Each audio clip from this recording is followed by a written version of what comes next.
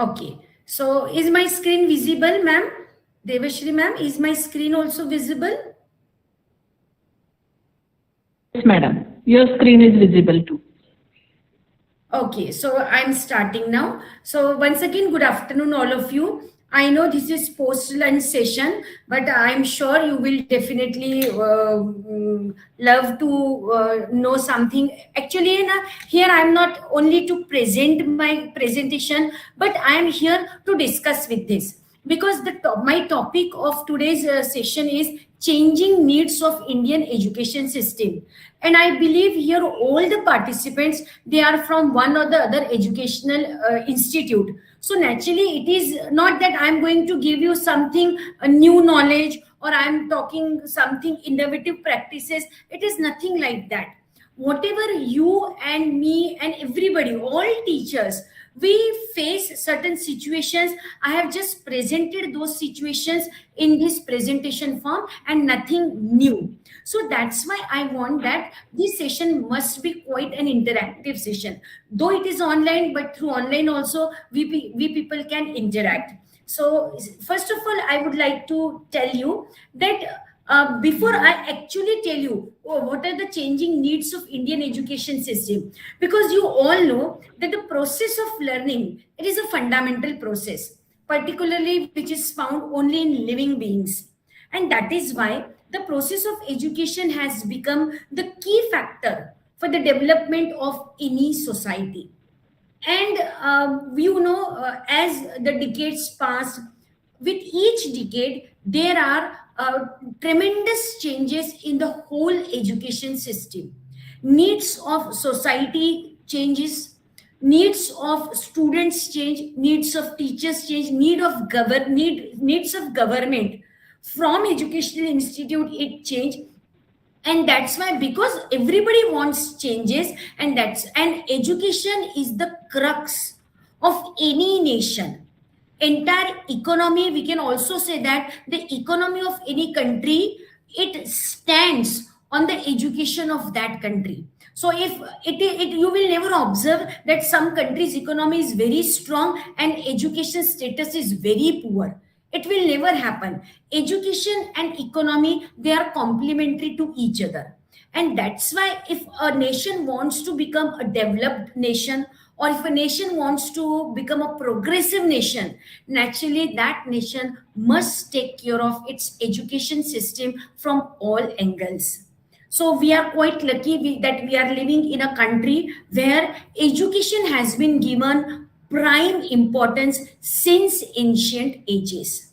Now, I will tell you how in India education has become so important right from Takshila and Nalanda University. You all know about it, and lot many educationists, scientists, philosophers who are worldwide famous. They were all from India, like Aryabhat, even Gautam Buddha, Swami Vivekanand, Panini, Shushrut, and the list goes on. So, why Indians pay more attention on education? Because India's education system, in ancient times, it was based on Maslow's hierarchy of needs. The Maslow was a psychologist, and he has divided the needs of every human being into these 5 categories. My first is physiological needs, means food, clothing, shelter. Apart from that, sleep. Even we enjoy the facility of reproduction. That's why we marry, we have our children. We want clean air. We want clean water. We want fresh air to breathe, and then we want good food to eat also. So this is the physiological needs, basic needs, for which each and every human being strives. Even a rickshaw puller, even a non illiterate person, even a beggar, he also strives to satisfy his or her physiological needs. So every human being first takes care that his all physiological needs are getting fulfilled. Once we are once we can comfortably fulfill our physiological needs, then we move towards our safety needs. Because once our physiological needs are fulfilled, then man strives to have safety in the society, to have personal security, maybe in the form of financial status, so that if I get retired, अगर मेरे पास कुछ पैसे नहीं रहेंगे, in my old age, how I am going to survive. So we even take care of our financial needs. That also comes under safety needs. So we save money for our future, so that if our children are unable to feed us, or if our children are unable to take care of us, we should have our own financial security. So once physiological needs are satisfied, then definitely man strives for safety needs. Safety needs also include your engagement of time, and that's why we are in one or the other jobs. And man always strives to go for better and better jobs. We always want to be promoted from one level to another level, because we want to be more and more secured, more and more safe, financially, physically, emotionally, psychologically, everything. And that's why after physiological needs, man strives for safety needs. Once man gets settled, even and completely fulfills his safety needs, means if a man has a very good job, he has a good comfortable house where he can take shelter, enough food to eat, then man strives for third need, and that is love and belonging. So then man wants, he should have good friends, he should have a good happy peaceful family. And then man thinks of getting married at this stage, want to have children, so that he can live in a good happy family, he can have friendship, he can have neighbors, he can have good relatives with whom he can interact, in whose celebrations he can also participate, he can invite those relatives friends at home, and then there can be celebrations, there can be get together. So once physiological needs are satisfied, man strives for safety needs. Even safety needs are satisfied, then man starts to have good relationship in the society. Once this love and belonging needs are also satisfied, then man strive for having self-esteem, self-respect. Then man wants that he should be known in the society. He should become a renowned person of the city. People should appreciate that person. So in fourth stage of needs, man wants appreciation, man wants respect, man wants a typical status in the society at professional level. Because at professional level, you may be a new teacher, newly joined teacher, so it may not be necessary that all staff members know you. But once you are settled there, once you become little bit senior, then you want that yes, my say should be there, मेरी भी कुछ पहुंच होनी चाहिए, और जो मैं कहता हूं वो सबने सुनना चाहिए. So that is self esteem. You strive for having good status in the society and at professional front and even at home. आपको लगता है कि घर पे भी आपका एक प्रकार से डोमिनेंस होना चाहिए, आपकी बात को वेटेज दिया जाना चाहिए. And then once this need also get satisfied, then the last need which not all of us go till that need, that is self actualization. This aspect is related to spiritualism. Means in the below this self actualization, there is esteem need, where we want to have self respect, a typical recognition in the society, appreciation from the people. But in self actualization, we don't want all these worldly pleasures. We don't strive to have that everybody should appreciate us. We don't go here and there, we don't run here and there just to have better status.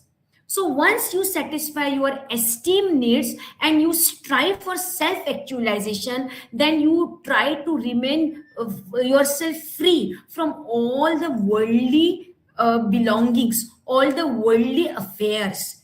You try to remain detached from the materialistic world, and then you start your journey towards spiritualism. Now, what is the status of today? Now, I think you must have understood these 5 stages of needs. Can anybody tell me right now, most of us, we are at which level of our needs? Yes, anybody, can anybody share? Yes, would anybody like to share something?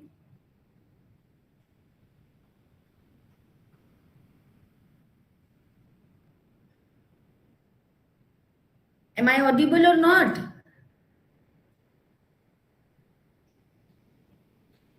Anyway, so most of us, we are teachers, so naturally we have satisfied our physiological needs, and as we have a job, we have an employment, naturally our safety needs are also getting fulfilled. And most of us, do we have our own love? We are loved by people, we love people, people know us in society, we have a family, we have our own community, so love and belonging is also satisfied. Now, the most of the problem with the today's education system, that today's education system is trying to fulfill only the first need of the Maslow's hierarchy of needs, that is physiological needs, and in some cases even not that. You must have heard, even listened, even you have must have seen around your in your society, that there are many educated postgraduate young people who are unemployed, and they are even unable to fulfill their both ends meet. So these are the problems faced, and this is because of today's education system.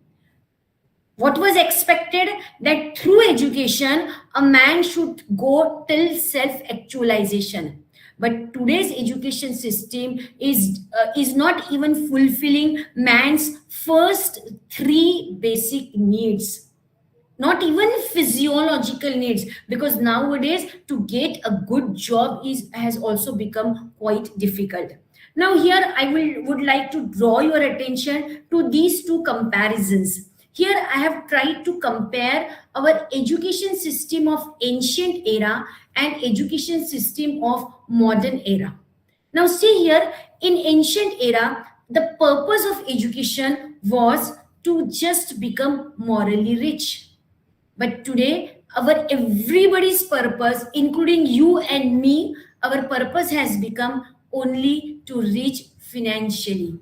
No one of us nowadays care where we are morally right or wrong, where whatever we are earning, is it ethical or not? We don't care about all these things. We just want to become financially rich. If you right now belong to lower middle class family, we want to become middle class family, and so on, super rich. Our main aim is to become super rich people of the society, even without taking care whether we are paying attention to our moral ethics values or not. In ancient era, the objective of education was to transfer knowledge, but today's education system is merely transforming information. There is a difference between knowledge and information. See, knowledge refers to the awareness or understanding on the subject acquired from education or experience of a person. Whereas information, it is nothing but the refined form of data, which is helpful to understand the meaning. That's all. So today's teachers are merely transforming information, and today's learners are merely accepting the information. They are not taking care whether the knowledge has been transferred or not. For example, suppose a teacher in the classroom, she teaches that you should respect elders.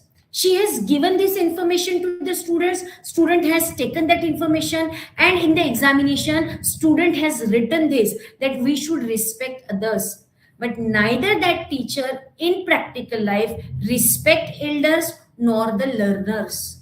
So knowledge should be the application, practical application of information which you are receiving, which is missing in today's education system.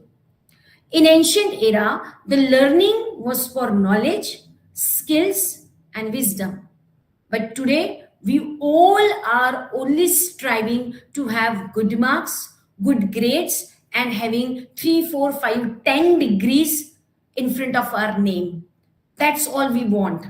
But we rarely think of having skills or wisdom. Wisdom is at all absent in today's education system. If we take percentage wise, hardly out of 100, 5% students, 5% learners, they are knowledgeable in true sense, they are skilled people in true sense, and then we can say that yes, he is a man of wisdom. But rest of the 95, we all strive only for marks, grades and degrees. This you also know quite better. Then in ancient era, our aim of education was focused towards development. So development oriented outcome the previous education system was striving for. But today only we are taking care of growth. There is a difference again between development and growth. A person can grow but may not be developed. In development, there should be some kind of tangibility. There should be some substance. Then we can say that somebody has developed. Then in ancient era, natural teaching learning process was there and it was based on internal motivations.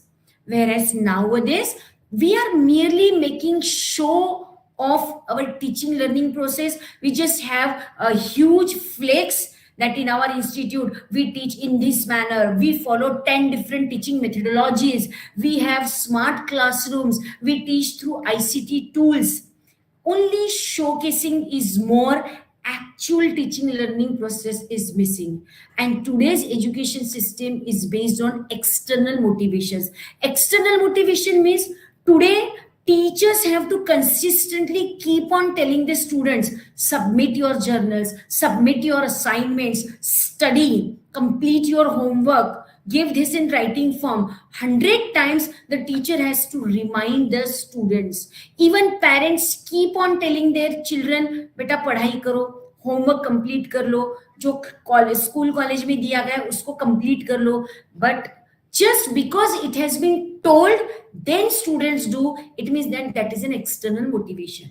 But in ancient era, the shishyas, they need not have to, gurus, they need not have to tell shishyas again and again, learn this, write this, complete this, submit this. Because the shishyas of those era, they were internally motivated. They themselves used to complete each and everything. But today, continuously, we have to keep on telling the students, we have to keep on reminding them, even of filling of examination form. So that there is total absentia of internal motivations amongst today's learners. In ancient time, the education system was based on cooperation, and today it is based on competition. So I don't think that I should need to explain this. All of you understand this point quite better. Then in ancient education system, it used to aim to liberate the individual. To liberate the individual means in ancient era, the education system never used to tell the learners that yes, you should bind yourself, that yes, you belong to Hinduism, you belong to Islam, or you are Indian, you are a Bangladeshi, you are a Nepali, or you are from open category. But today we are binding, what we can say, we can taking the load of our nationality, our casteism, our religion, and we are unable to liberate ourselves from all these things. Yet we are not ready to come out of this. Mera samaj, meri community, mera parivar, mera dharm, we are not coming out of it. And as we are moving ahead, I'm quite afraid that if the things will continue in this manner, in very near future, third world war will be just on the basis of religion, I believe. Because people are binding themselves so much to their religion or to their caste or to their society or to their people. So today's education system is binding all of us on our certain beliefs. Yes, my these are my ancient beliefs, and I am going to stick to them only. It is not liberating us. On the other hand, how education should have been, whatever is good, you accept that, whatever is bad, you leave it. But we are stick to one particular philosophy, one particular religion, one sets of principles, sets of values, even if they are wrong or right. Then, in the ancient era education system used to talk about discharging responsibilities, whereas today the entire education system is concentrating towards performing duty. Now, there is a big difference between this responsibility and duty. See here, duty is a burden, whereas responsibility comes from within. A responsible person does a particular work with complete awareness, whereas a person performs duty only mechanically without keeping his heart in the work, without any kind of dedication. And that's why when we say a person is performing duty, it means he's doing only mindful activity, he's not doing heartful activity.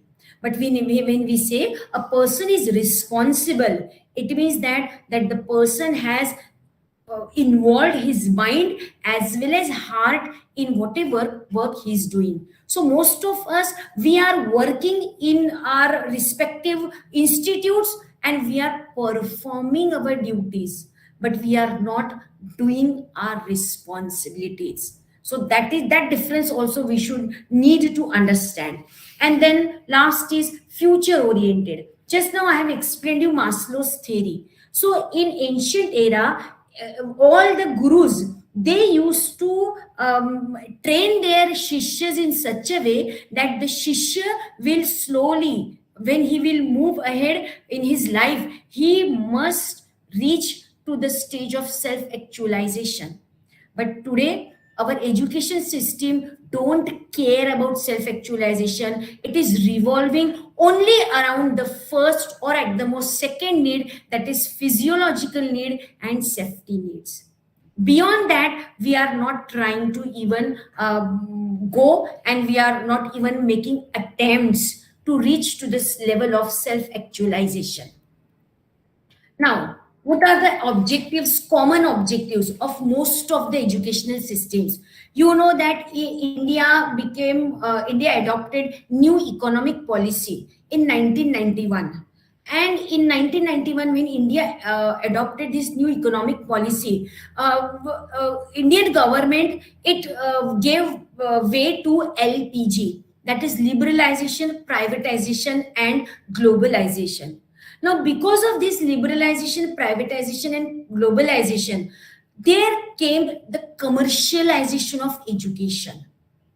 Whatever education institutes you see, all private institutes, they all, their main objectives is to earn profit.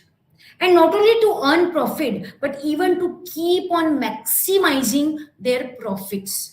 And because of this, every educational institute today is adopting all means, whether they are fair or unfair, to reach to the pinnacle, to be at the top. Every institute wants that they should be at the top in the society.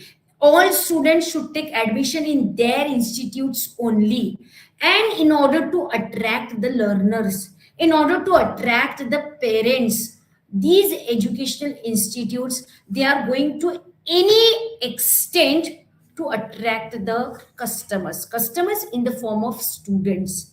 And then they are charging hefty fees from the students, because to attract the learners, all educational institutes are just trying to boast that yes, we have these many facilities, we have this much of infrastructure, we have these amenities in our campus, we have top world class teachers, we have all ICT tools, we have Wi-Fi campus.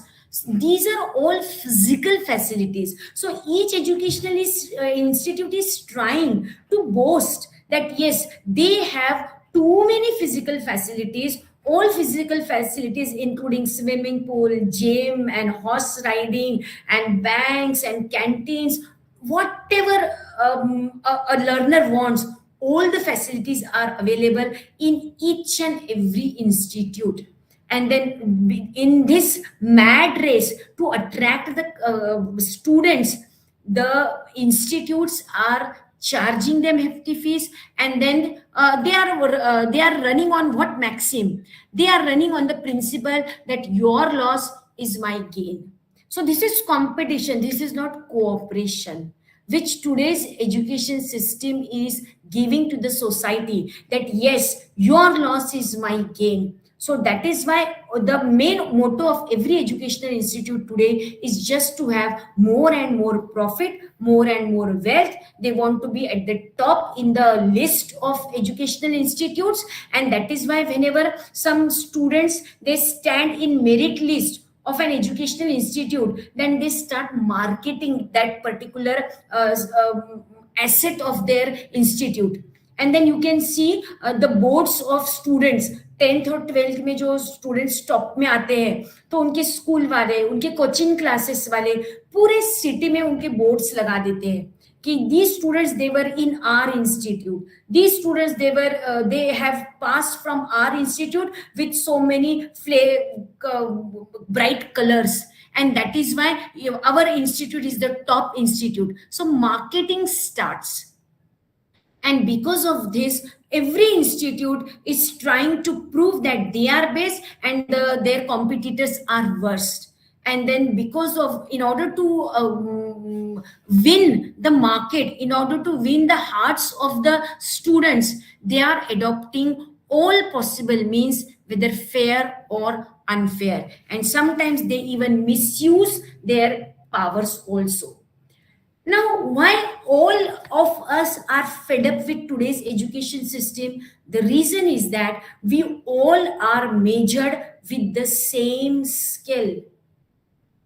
Whereas education system should deal one-to-one. Because I may not be capable of proving my worth through that 3 hours examination. Because all of us, we are told that your intellect, your potential will be judged only through these 3 hours examination. So you all know about this picture. You all must have seen this picture. Even an elephant has been told to climb the tree. A monkey has also been told. A penguin is also told to climb the tree. A seal, a dog, even a fish has been told to climb the tree. And whosoever will climb the tree and whosoever will reach the top of the tree will be the winner. So naturally, in this mad race, only monkey can win, but all are measured with the same scale. So there is a need to change this, to understand this. And probably new education policy has tried to understand these problems of present education system, and that is why this NEP 2020 has worked upon lot many issues, which if implemented in right spirit will definitely give good fruits in future. So right now, what are the major flaws which NEP 2020 has tried to eliminate? So the first flaw was that our graduates and postgraduates are not employable. So you all know that even if after getting PhDs, after becoming post-graduation from renowned institutes too, many young graduates and postgraduates, they are unemployed. They do not have a good job in their hand so that they can fulfill their physiological and safety needs. So if our education system is unable to fulfill even the basic needs, physiological needs of a person, so what's the use of such kind of education system? So this flaw was observed by NEP 2020, and now NEP 2020 is emphasizing that our young graduates and postgraduates, they should be skilled, so that they will get not only employment, but they will get good employment, satisfactory employment. through innovative ways, through with the help of their skills, they will be absorbed in good companies. So let us see whether this NEP 2020 will be able to fulfill this objective or not. Then second hurdle which again NEP observed is about English language. Because our all professional courses, whether it is medical, pharmacy, or engineering, technology, all professional courses, they are taught and learned only in English language. And many people, they are from vernacular medium, they are from villages, they are unable to understand what is being taught. All the books, they are in English. So NEP 2020 has given special emphasis that English should not become an obstacle in actual teaching learning process. Because at many places we have even seen, though the syllabus is in English, textbooks are English, but the trainer, the teacher is unable to impart education in English, and neither the students are able to understand that English. And then English becomes a major hurdle, major obstacle in understanding the knowledge, in understanding the information. So if you are not understanding the information cannot be transferred into knowledge. And from there, the actual problem starts. If you are not knowledgeable, if you are not skilled, nobody will give the job. So English is also becoming a major hurdle in giving all the problems related to education. And now NEP 2020 is trying that those who are unable to understand English language, for them, even professional courses should be taught in their mother tongue. So all of you must have heard that now all the professional textbooks, they are being translated into different languages, and then even in many educational institutes, government is going to make compulsory that some professional courses must be taught in the vernacular medium, in the regional languages. Then next flaw which education system has observed is that our students, they lack skills. And because our students, they lack skill, naturally they are not absorbed in the companies and they are not getting good jobs. And then even industries, they have to spend crores of rupees in training the students. It means that our education system is not in sync with what the industries need. So industrial needs are different, and our education needs are giving different outcomes. And that is why all IT industries, all multinational companies, they have to spend crores of rupees in training the young people whom they are going to recruit. And that's why now NEP is thinking that let us have skills in our young generation. And these skills can be taught in the form of curriculum. So it could be carpentry, it could be any kind of artwork, it could be maybe electric work, maybe plumbing work, masonry work, gardening work, or any kind of technical aspect like repair of computers, or repair of some other electrical gadgets. So all these kinds of skills will be imparted through NEP 2020 in the form of different curriculum. Then in previous education system, there was strict compartmentalization of arts, science, commerce, and technical education. Means it was not possible for us that if I have opted, if I have taken admission in engineering college, I cannot take music as one of my subjects, or maybe finance as one of my subjects. But now this new NEP, seeing the needs of the society, because the needs of the society, they are changing, needs of people are changing, needs of government, they are also changing. And that is why seeing these changing needs, NEP is trying to make proper balance between the needs and what are the needs of the society now, and how our education system can fulfill those needs. And then NEP 2020 can work as a good bridge between what the society needs and what the education can give. Then another problem with previous education system was migration of students to foreign countries for higher education. You know, I was just studying one data, and I have observed that in India only 50,000 students from other countries come to India for taking education in different Indian universities.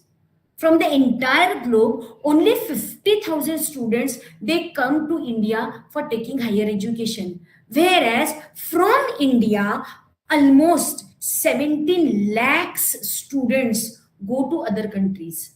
It means that students from India go to other universities of the world, and that number is 17 lakhs. And from other countries, only 50,000 students come, and that too from Bangladesh, Nepal, Pakistan, and Sri Lanka. Not, it means that all they are all underdeveloped countries. So from underdeveloped countries only the students come to India. But all Indian students, they go for higher education to Canada, Australia, New Zealand, US, and other countries. So we should stop that also, because if our elite students, good students who can afford to pay the fees of foreign countries, if those students are migrating to other countries, naturally it is but obvious that once you go to other country for higher education, then you even try to settle there only. And then they, because of this, there is again a problem of brain drain. So previously when Takshila and Nalanda universities, they were in India, at that time the people from entire globe, they used to come to India for taking education. But now, because of the previous education system till 2020, most of our students, they go to foreign countries for higher education. So they should also be stopped. However, we cannot stop it completely, because people will go to other countries for higher education, but at the same time even people from other countries should come to India for higher education. So, or we can have student exchange or faculty exchange programs. Otherwise India will face problem of brain drain. Now one difference is there between China and India. Even from China also many students go to other countries. As from India, I have just mentioned, almost 17 lakh students go to other countries for taking higher education. Almost same number is there from China also. From China also, people go to other countries for taking higher education. But the difference is, Chinese students, they return to their countries. 80% Chinese students who have gone outside their country, they return to their country after taking education, and then they settle in China only. But this is not the case in India. Our students go to other countries, but they don't return. And even if they return after retirement. But the youth days which they should have spent in our country and should have contributed in the development of country, in making our economy strong, that thing is missing. So this problem can also be stopped if this new education policy is implemented in its right spirit. Then teachers mostly remain demotivated. This all of you will 100% agree that in India, teachers are mostly demotivated. One thing, because financially they are not given their due. Though teachers are considered very respectable, teaching is considered a very respectable profession, a noble profession. However, teachers don't get that much of respect. They don't get their due in the form of money. Yes, our teachers are underpaid, and then lot of work is extracted from them, particularly in private institutes. Work is too high, but as compared to their work, they are paid very, very meager salary. And that is why most of the times our teachers remain demotivated. And if teachers remain demotivated, naturally in that case teachers will only transfer information, not knowledge. And if learner is getting only information, not knowledge, learners cannot become skilled people. And if young youths will not become skilled, they will not get good job. And in this way, this is a vicious circle. This is a cycle. And the root cause of this cycle is that teachers remain mostly demotivated in India. So again, NEP 2020 also has paid attention to this aspect, and then NEP 2020 has said that yes, teachers should be motivated not only in terms of financially, but also in terms of training, and also by reducing their workload. Then, no education policies for reducing the differences in educational standards of poor and rich. Today, we see there is a wide gap because all private colleges, all private schools, they charge hefty fees, and in those schools and colleges, only rich people can afford to take admission and to study. And that is why we observe in society that there is a wide gap between students who belong to rich family and students who belong to poor family. So again, NEP 2020 is trying to narrow this gap so that poor and rich all equally can have affordable education in future. Now, the objectives of present education system, that is NEP 2020, is first is change is the law of nature. Because we have been following Machiavelli's education system, which was started by Britishers. Of course, there were some major changes in educational policies after independence. However, there were no revolutionary changes. We have been following the patterns of 10 plus 2 plus 3, which was there before Britishers. But now this new education policy, it has stopped. It is trying to break the old chain of 10 plus 2 plus 3. It is trying, there are revolutionary changes suggested in NEP 2020. And if all these changes are implemented in right spirit, honestly, because what happens in India, that plannings are made very good, standard plannings are there, but the problems are of implementation. So if everything is implemented properly, probably we will all be able to enjoy the fruits of NEP 2020. It was brought, just first was to have revolutionary changes in the education system. Second, to adapt those changes as per the need of the hour. Because I have already mentioned, needs of society have changed a lot. There is a paradigm shift in the needs of the society, in the needs of the government, in the needs of the country, even in the needs of the environment. That's why we need to make necessary changes in our education system too. Then to break stereotyped roles and systems. Yes, we have fixed roles, stereotyped roles. We need to break all these things because they have all become obsolete. They have become traditional now, old now, and we cannot keep on remaining following the same roles. So we need to bring all these changes and to correct all the anomalies of past NEP. And just now in my previous slide, we have already discussed what were the past anomalies. Anomalies means what were the flaws in the past NEP. So this NEP 2020 has tried to correct all those flaws and then to prepare next generation for future challenges. You all know that future is going to be complex. Already our present has become too complex, and future is going to become still more complex if we don't inculcate human values, moral values in our next generation. So in order to face the future challenges, this NEP is trying to make the students ready to face the future challenges. And that is why this NEP 2020 has brought with lot many revolutionary changes. And then to reorient education system from sorting to human development. Because the past education system, what it tried, it used to filter the people.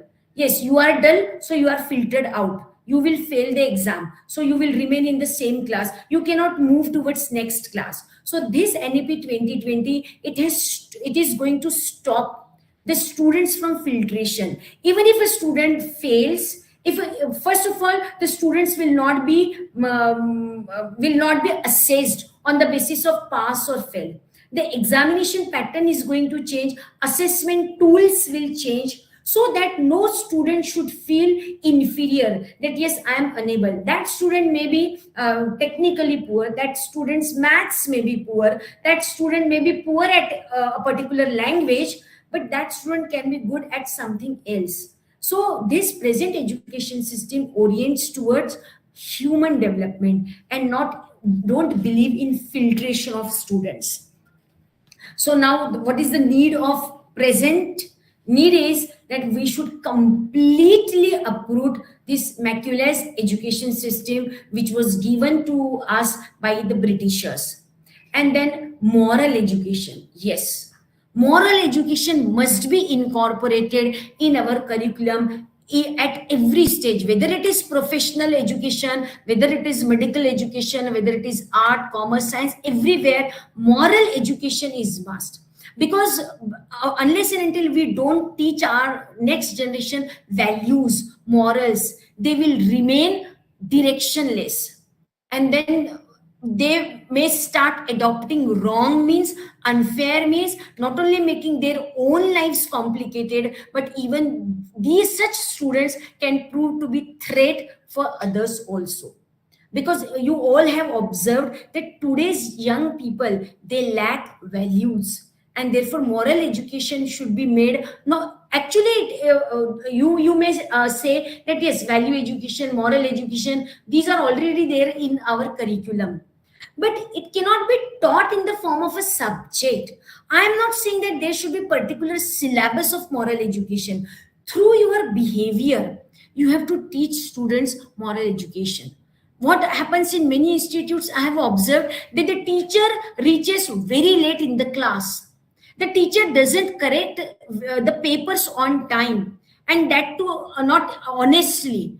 And then the students observe the same. Many a times teachers go unprepared in the classroom, and then the students observe the same. Oh, it means that even if we don't prepare ourselves and if we continue our work, it is still accepted. And then those students get that thing only, and then they observe, yes, my teacher doesn't work hard and still he is being paid, so I will also follow the same thing. And that's why moral education we have to impart to students, not through a subject, but through our behavior, through our routine activities. Because our learners, they observe their elders and then they follow the same. And that's why our entire focus should be to teach moral education through our behavior by performing certain activities through some kinds of workshops or seminar.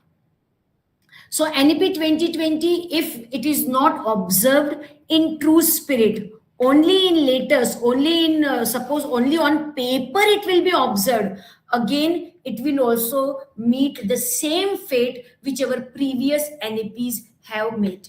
So we must, as being responsible teachers, we must follow NEP 2020 in its true spirit. Now, if you may feel, yes, madam, जब भी आएगा NEP हम कर लेंगे. So I just want to say at this stage that you don't wait for anybody. You don't wait that some masiya or some government or some your chairman or your principal will say and then you will follow. At least you, through your behavior, can't you adopt moral education?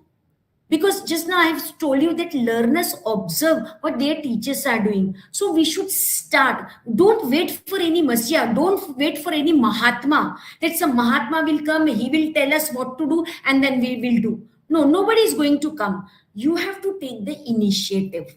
You must take the initiative and then you start adopting all fair means in teaching, in assessing your papers, in dealing with students, in performing all your responsibilities and all your duties, discharge your responsibilities honestly, automatically you will definitely inculcate good values amongst your learners.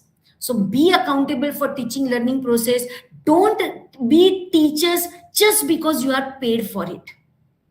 Don't remain only mechanical teachers.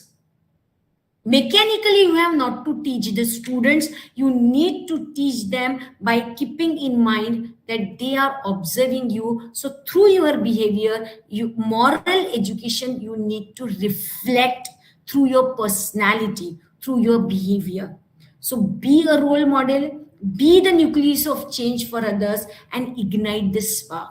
So again and again, I'm telling you, don't wait for others. You just start, and then the whole entire you can spread your ignition, your sparks amongst your colleagues, and slowly you can make a big group who all will strive to make the future generation humanistic generation, which right now they are too much lack moral values, ethical values, and we don't find any humanism in our today's generation. So we need to develop right understanding to reach the stage of self actualization. Because always being teachers, we must keep in mind that yes, our ultimate goal of life is not only to fulfill our physiological or safety needs, but we have to reach to self actualization. We need to reach to that extreme stage of life for which God has given us a life, and we have been made living human beings.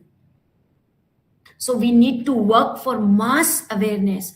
Of course, policymakers, they are doing their duties. They are trying hard to create awareness amongst the people, not only amongst the learners, but even in amongst parents, amongst industries, amongst society people, so that we all together can work for our future generation. So there is a need that adequate orientation of teachers in formal education, as well as adequate orientation of parents. Even parents also need orientation programs, because what happens many times, even parents tell their children, "अरे don't go to college, ये homework वगैरह कुछ नहीं करना पड़ता, ऐसा कर, दो प्रॉब्लम्स कर ले और बता दे, थोड़ा शॉर्ट में लिख के आ जाना, आज अपने को बाहर जाना है." So here when parents are telling the students that adopt shortcuts, make your teachers full, so what values that particular child will carry? So that's why we don't need only orientation of teachers, we even need orientation of parents, because again children observe their parents also, their parents behavior also, and they follow the same. And then we need to start proper networking. Many a times what happens, suppose out of 100, one particular educational institute, it tries to adopt some innovative ways of imparting good skills to the students. Other 99 institutes just feel jealous of them. Instead of that, we should have proper networking with some schools, colleges. Instead of working individually, we all should have networking groups. We should make some chunks of institutes, and those together, 5-6 institutes together, can work for the betterment of students. And then in this way we can cooperate to government also and to policymakers also, and we all together can work for the betterment of our society. Now this is my last slide, which I want to, because these are all conflicting issues. Because see, even one school of thought, it says that yes, rote learning still remains good. Students must remember something by heart. So one school of thought today also gives too much emphasis on rote learning, whereas another school of thought says that no, instead of rote learning, there should be conceptual learning. Then some people, they say that within 3 hours, it's not possible that we can assess the students. We should not assess students on the basis of 3 hours examination. But the problem is of our population. How if we do not adopt one particular major to assess students, then it is not possible, because already in India, student-teacher ratio is very high. A teacher, particularly in schools, a teacher has to handle 60 students. and it is not possible for that teacher to examine, to assess students individually. So the best way is have a common examination for all. But we have already seen that common examination is not the right tool of assessment. So this is also conflicting issue. If common examination is not the right tool, and if student teacher ratio is so poor, then what should be the alternative? What is the solution? So you as teachers, you need to think about it. Then high profile subjects versus subjects of self interest. Today also, if even if being teachers, I am being from engineering college, if tomorrow my son says that I want to take arts, music or history as a subject for my post graduation, probably I will say no to him. Because even I, be in spite of being a teacher, I will also say no. What will you do if you take history and you complete your post graduation? You will not get job. So we have compartmentalized certain subjects. That engineering, yes, it is a high profile subject.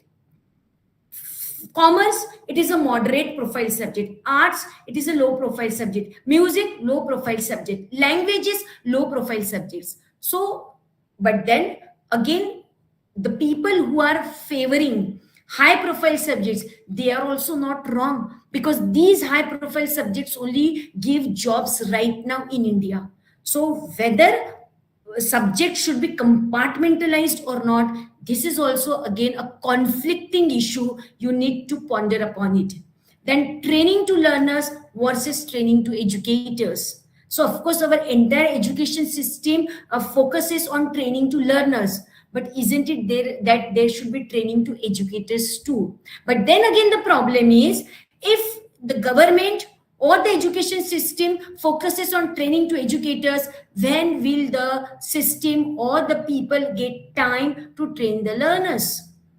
And do we have those many sources that we can train all the educators? That is again a conflicting issue. Then mass education versus personalized education.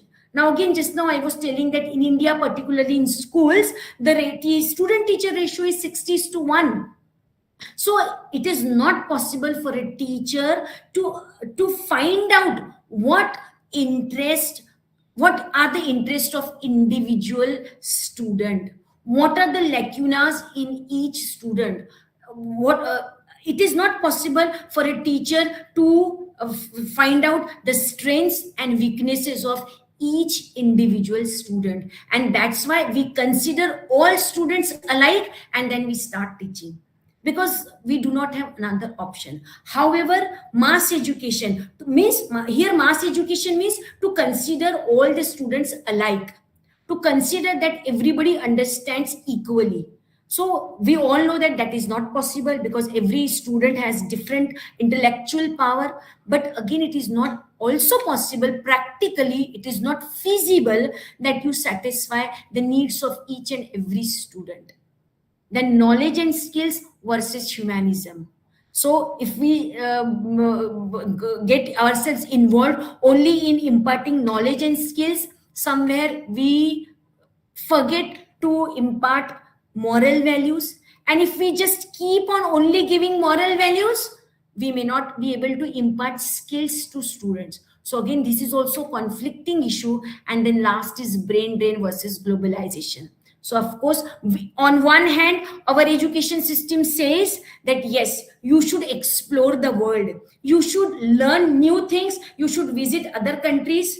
But again, the same education system says that if you will go to other countries for higher education, there is a problem of brain drain. So should we go or should we not go? Again, this is also a conflicting issue. So I want that all of you should ponder upon it and just give your thoughts. Yes, what should be done? And then we all together can perhaps we can start taking initiatives so that we all together can make our future generations future bright.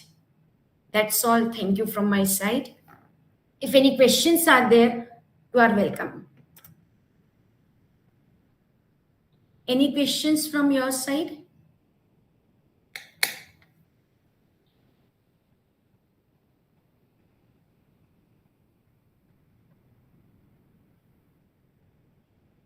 Yes. The session is open for discussion now.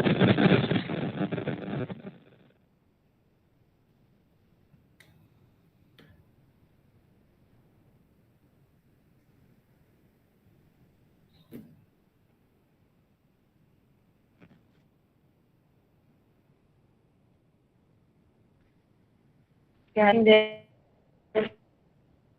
much, ma'am, for such an informative session where you rightly pointed about the education system, ancient